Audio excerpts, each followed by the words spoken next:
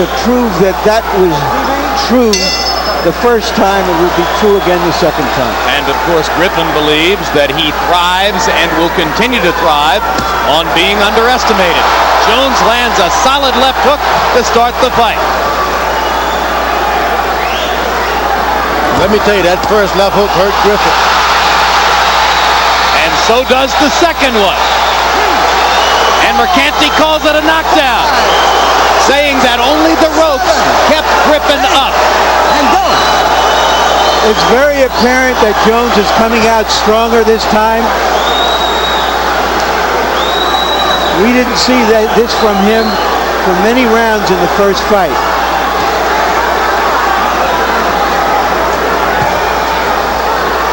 So now Griffin hoping in the back of his mind that Jones, by being so aggressive, will create opportunities for him. Montel's a classic counter-puncher. Jones is looking for a first-round knockout. He's not trying to set anything up with the jab, just firing power punches. Very important that Roy Jones keeps his right hand up as he throws those left hooks, because he's wide open for a counter hook. That's what Griffin is looking for, although he hasn't really fired in return yet. That's the first one he stopped. Let's go. Roy has had a reputation of not taking chances, not wanting to get hit. He is taking chances, sticking his chin out there now. The one thing about Roy Jones, you're going to land those big shots early in the first round.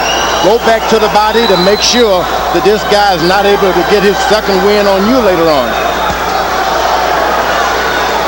Griffin shying away from the left hook feint there. Obviously, and for good reason, extremely cautious now about Roy Jones's left hook leads. Jones lands another left hook there. Griffin starts to look for counter opportunities, but still very much on the defensive with 50 seconds to go in round number one. Huge round for Roy Jones so far. And Roy Jones is playing the feinting game, and Griffin is benefiting by it. Whoa, what a left hook. What a left hook. Second knockdown of the round. That was a leaping left hook, and Griffin may not survive it. He's got trouble. And that's that. Jones gets his vindication via a first round knockout. And it was a left uppercut. Unbelievably quick left hand shots. A barrage of them in round one by Jones. And he finishes off Griffin with a half hook, half uppercut, a la Oscar De La Hoya, that landed on the button. You know, the good thing about Roy Jones, you talk about the lack of a left jab. He sees his targets. He doesn't need a jab. He's quick enough to go there without even taking a jab. I never thought I would ever hear you say of a fighter that he doesn't need a jab. When you've got that kind of quickness, hey, look, as long as you got the quickness, you don't need to throw anything beforehand. He doesn't need a jab. I'll never say it again either.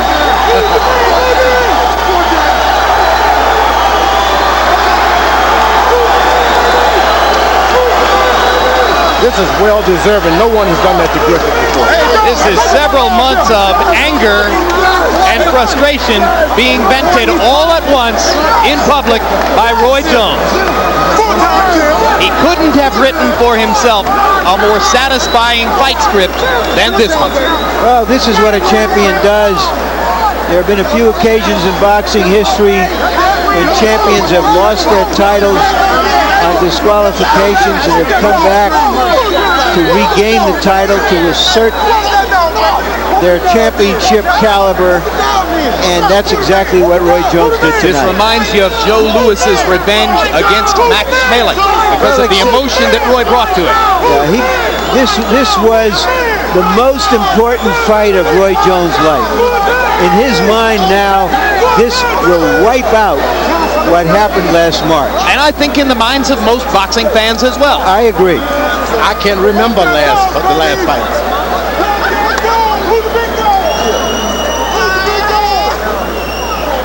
All right, here's the first punch of the fight that hurt Griffin. That was the very first left in the fight. Now here the first knockdown. Right on the button.